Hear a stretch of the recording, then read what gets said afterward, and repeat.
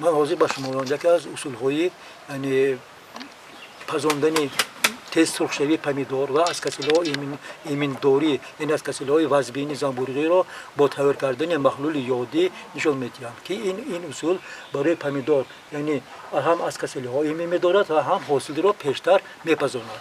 ما در یک سطل آب 4 قطره یود را می‌چکنیم.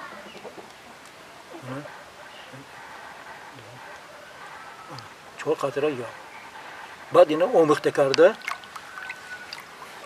به هر یک بیخ رستنی به هر یک بیخ پمیدور یا بادرین ما میتوانیم 2 لیتری به هر یک بیخ یعنی ریزیم.